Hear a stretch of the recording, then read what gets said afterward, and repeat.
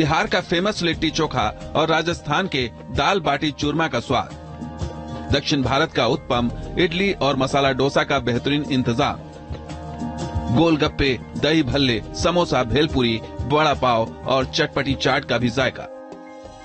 Millet से तैयार कई देसी स्वादिष्ट पकवानों के सज गए थाल। पूरी दुनिया में भारत की इस डिनर डिप्लोमेसी की बात हो रही है। Joe Biden, Rishi Sunak, Olaf Scholz, Mohammed bin Zayed, Mohammed bin Salman, Tayyip Erdogan, Giorgia Meloni, Anthony Albanese जैसे दुनिया के बड़े नेताओं ने शुद्ध शाकाहारी भारतीय व्यंजनों का स्वाद चखा। विदेशी मेहमानों को भारतीय स्वाद हमेशा याद रहे, इसके लिए पिछले कई दिनों से तैयारियां चल रही थी और जब डिनर शुरू हुआ तो सभी मेहमान खाने के स्वाद की ही बातें करते नजर आए। मेहमानों को खास तौर से चांदी के अर्क लगे बर्तन में डिनर परोसा गया। राष्ट्रपति द्रौपदी मुर्मू के इस डिनर प्रोग्राम में भारत के उस संकल्प की झलक भी शामिल थी जो दुनिया से भुखमरी खत्म करने की मुहिम के तौर पर शुरू हुआ है। विदेशी मेहमानों के इस डिनर में रागी, ज्वार और बाजरा से बने आइटम को प्रमुख तौर पर रखा गया था। भारत की पहल पर संयुक्त राष्ट्र ने वर्ष 2023 को इंटरनेशनल ईयर ऑफ मिलेट घोषित किया है।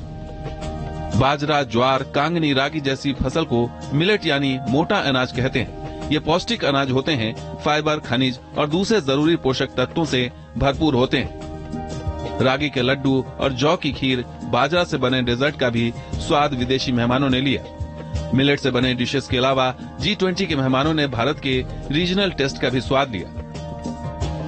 बिहार का लिट्टी चोखा, राजस्थान का दाल बाटी चूरमा, पंजाब का दाल तड़का, जीरा पुलाव, यूपी की मसूर, ज्वार दाल तड़का, पनीर लबाबदार, दक्षिण भारत का उत्पम, इडली, मसाला डोसा, केरल के लाल चावल के साथ खास कटहल गैलेट, आंध्र प्रदेश का सब्ज कोरमा, काजू मटर मखाना, गोलगप्पा, दही भल्ला, समोसा, भेलपुरी, वड़ा पाव और चटपटी चाट का भी विदेशी मेहमानों ने स्वाद लिया।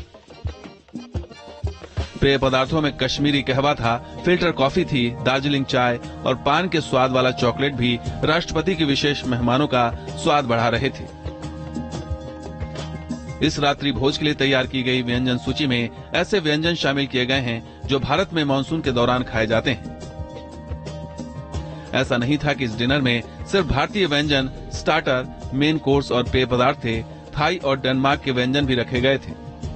कुकुम्बर वैलिश, कैबेज और डेनमार्क की डेनिस ब्रेड रोल के साथ डेजर्ट में सिजलिंग ब्राउनी, हेजलनट, सिनमोम आइसक्रीम और केक भी परोसे गए।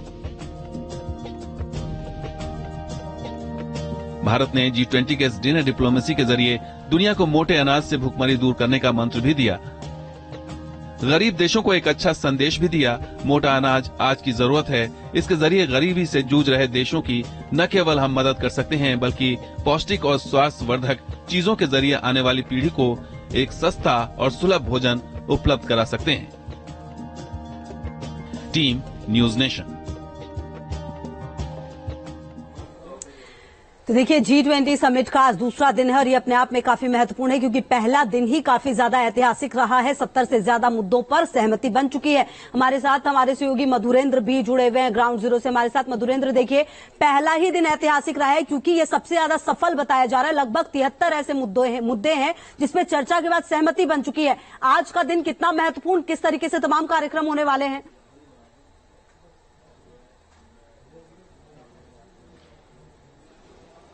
देखिए, जिस तरह से कल डिक्लेरेशन पर मुहर लगी और एक तरह से भारत की प्रेसिडेंसी में हमने देखा कि दुनिया के तमाम बड़े देशों ने हर मुद्दे पर सहमति जताई।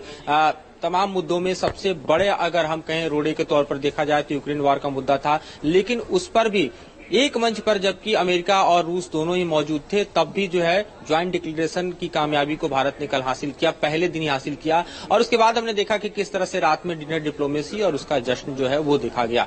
आज का दिन जो है वो कार्यक्रम के लिहाज से देखें तो काफी महत्वपूर्ण है क्योंकि राजघाट पर बापू को श्रद्धा सुमन अर्पित करने के लिए सभी राष्ट्राध्यक्ष जाने वाले हैं तकरीबन 8 से 9 बजे के बीच में, और उसके बाद तकरीबन 10 बजे के लगभग जो है फिर से एक बार मंडपम में तमाम राष्ट्राध्यक्ष जुटेंगे और यहाँ पर जो वन फ्यूचर का कॉन्सेप्ट है, वन फ्यूचर के कॉन्सेप्ट पर जो है चर्चा होगी कि किस तरह से दुनिया में एक ऐसे भविष्य के गोल को निर्धारित किया जाए जो सस्टेनेबिलिटी के साथ जो है भारत को और दुनिया के तमाम देशों को आगे बढ़ने का मौका दे, जिसमें पर्यावरण का संरक्षण भी हो, जिसमें वातानुकूलित एक तरह से हम देखें माहौल में अनुकूलन भी हो, और साथ ही देखिए तो किस तरह से जलवायु परिवर्तन पर रोक लगाते हुए शांति और व्यवस्था के ऑर्डर को कायम करते हुए, यानी पीस और ट्रैंक्विलिटी के एक ऑर्डर को कायम करते हुए एक ऐसी वैश्विक व्यवस्था बनाई जाए जिसमें सबके हितों की रक्षा हो, कोई शोषक न हो, कोई शोषित न हो, जो गैप्स हैं उसको भरे जाएं, और जो कमजोर देश हैं, खासतौर पर ग्लोबल साउथ के देश हैं, उनको काफी तो प्रोटेक्शन मिले, चाहे इकोनॉमिक प्रोटेक्शन की बात करें या फिर अदर प्रोटेक्शन की बात करें। तो ये आप देखिए कि वन फ्यूचर के गोल को निर्धारित करने के लिए आज का दिन काफी महत्वपूर्ण है। जिस ज्वाइंट डिक्लेरेशन को लेकर दरअसल हो हल्ला मचा हुआ था कि भारत अचीव कर पाएगा या नहीं, वो भारत ने कल कर लिया, और आखिर में हम देखेंगे कि किस तरह से जो प्रेसिडेंसी है वो ब्राजील को हैंड ओवर की जाएगी, और उसके साथ ही कार्यक्रम समाप्त हो जाएगा। हालांकि दिन में कई बायलैटरल्स जरूर है, पर आज के महत्वपूर्ण अगर कार्यक्रमों की बात करें तो कुछ इसी तरह जी बिल्कुल, लगातार नजर रहेगी, आप लगातार रहिए। तो ग्राउंड जीरो पर देखिए हमारे तमाम सहयोगी मौजूद है, पल पल के अपडेट आपको दे रहे हैं। और इससे पहले आपको ये भी